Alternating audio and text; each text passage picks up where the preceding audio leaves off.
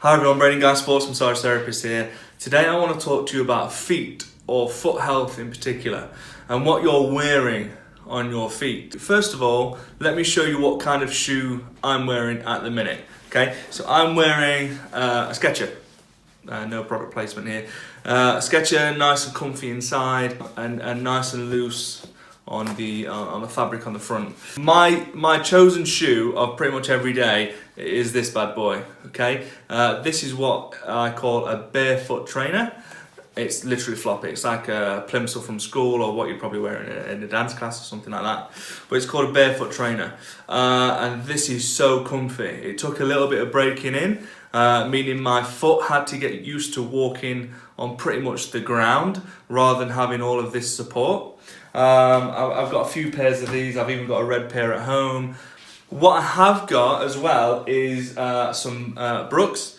These have got the arch support, and these are a running trainer. These absolutely kill my feet. They were around £80 from Sports Direct. I wore them for probably about 2 months, 2 years ago, and I've not worn them since.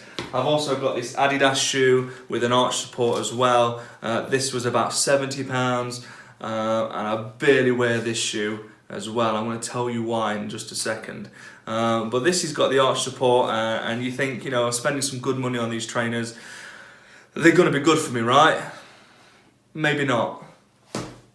Let me explain why. So this is me with my Brooks running trainer and my barefoot trainer on here. You can see they're completely different shapes.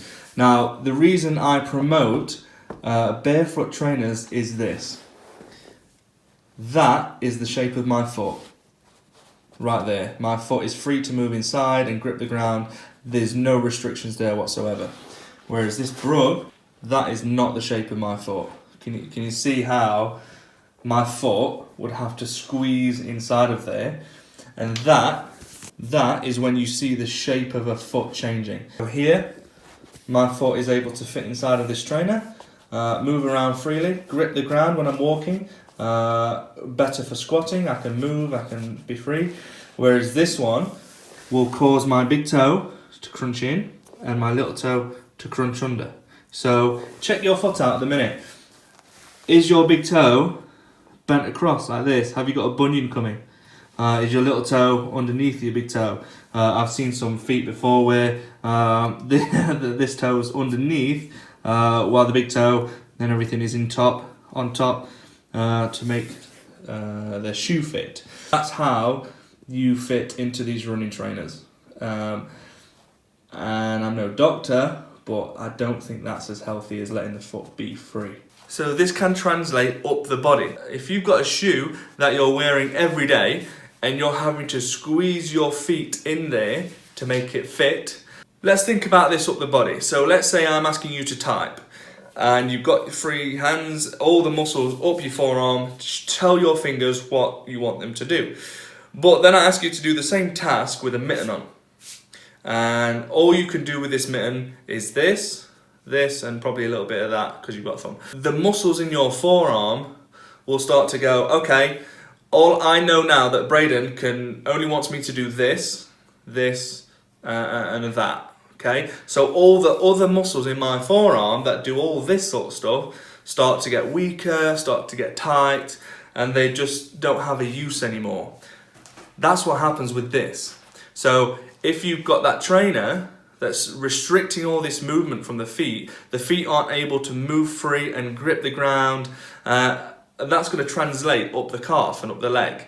And it's going to translate up to the hip, it's definitely going to translate to the calf. All these muscles in the calf that control the toe movement, they basically stop working. So I promote the barefoot trainer just for health reasons, really. My hips stop hurting, my knees stop hurting. They're fantastic to squat in, they're fantastic to deadlift in. There is, like I say, a bedding in period where your feet need to get used to walking on the ground again.